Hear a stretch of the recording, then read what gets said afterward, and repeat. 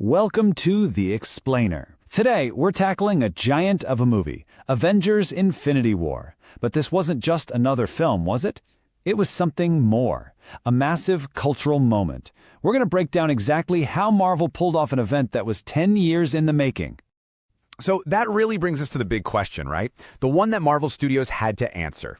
How on earth do you end a story that's been building for 10 whole years? I mean, where do you even start? And think about this. 19. Infinity War was the 19th movie in this massive interconnected saga. That's just wild. Every single film before it, starting way back with the first Iron Man, was basically a piece of the puzzle, all leading up to this single epic showdown.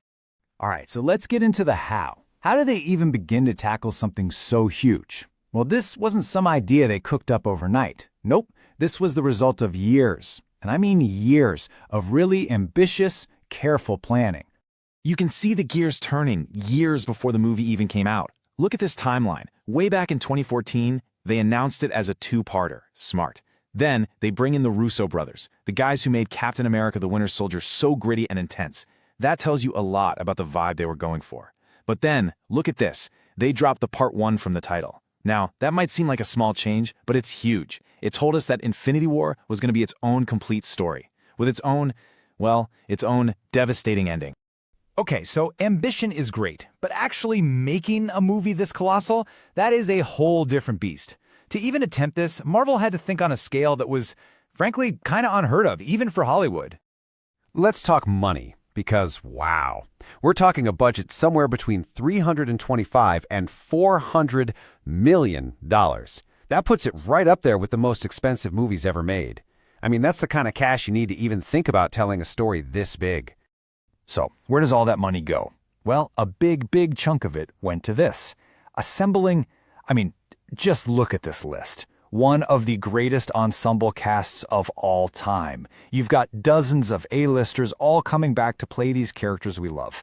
Can you imagine trying to manage the schedules for all of them? It's a logistical nightmare, a true Herculean effort.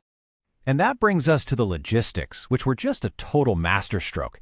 They made this wild decision to shoot Infinity War and ENDGAME back-to-back. One gigantic production. Can you imagine? They were filming all over the globe, from Atlanta to Scotland. And, get this, it was the first Hollywood movie ever shot entirely with IMAX cameras. They wanted every single frame to feel absolutely huge, and boy, did they succeed. Okay, but with all the money, all the stars, all the crazy logistics, the most important creative choice they made had nothing to do with the heroes. Not really. It was all about the villain. They decided to make Thanos the main character. And this came right from the top. Kevin Feige, the head of Marvel Studios, said it himself. He knew, the whole creative team knew, that for this movie to really land, the audience had to be on Thanos' journey. The entire story is driven by his quest, his goals, And that's what makes him so different, right? This wasn't your typical bad guy who just wants to rule the world. No, Thanos saw himself as the hero. His mission, in his mind, was a crusade to save the universe by doing something completely unthinkable. The movie makes you see things from his point of view, which is so uncomfortable and so brilliant. You're rooting against him, but you kind of get it, and that makes him an unforgettable villain. So the big question is, did it work? Did putting the villain front and center pay off? Oh yeah. When this movie dropped, it didn't just succeed. It smashed the record books to pieces.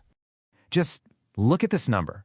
$640.5 million worldwide in one weekend. That was the biggest opening of all time when it came out. It just goes to show that 10-year wait created a level of hype that was just off the charts. And it didn't slow down. The momentum was insane. It hit $1 billion faster than any movie in history. 11 days. Just 11 days to $1 billion. It even beat The Force Awakens. Incredible. And by the time it was all said and done, it flew past $2 billion. $2 billion. It was the biggest movie of 2018, no contest, and at the time, one of the top-grossing films ever. You just can't argue with that kind of success. But honestly, the numbers aren't even the most impressive part. The real legacy of this film, the thing we all remember, is the shockwave from its ending. A final scene so bold, nobody saw it coming. It's really simple. The villain won.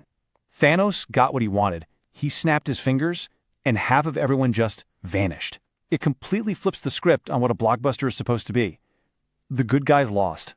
I mean, people in theaters were just silent, stunned.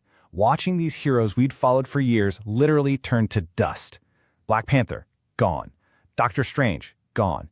And then Spider-Man, that "I don't feel so good" line, which Tom Holland apparently improvised, was just gut-wrenching. An all-time heartbreaking movie moment. And that shock immediately spilled over into the real world. Online, it just exploded. But it wasn't just people being sad or angry. A whole community popped up on Reddit called Thanos Did Nothing Wrong. Can you believe that? Hundreds of thousands of people joined, ready to embrace the snap. And it led to this totally wild, one-of-a-kind internet moment. The people in that subreddit decided to randomly ban half of all the members to mimic the snap. It got so big that the Russo brothers themselves, the directors, joined in to watch it happen, and when they did it, over 300,000 accounts were banned. It was the biggest ban in Reddit history. I mean, if that doesn't show you how much this movie got into people's heads, I don't know what does. And really, that's the whole point, isn't it? Infinity War became this massive global event, not just because of the spectacle or the box office numbers. It's because it did the one thing you're never supposed to do in a Hollywood blockbuster. It let the bad guy win. It created maybe the biggest cliffhanger in movie history and left pretty much the entire planet asking one simple, desperate question. What happens next?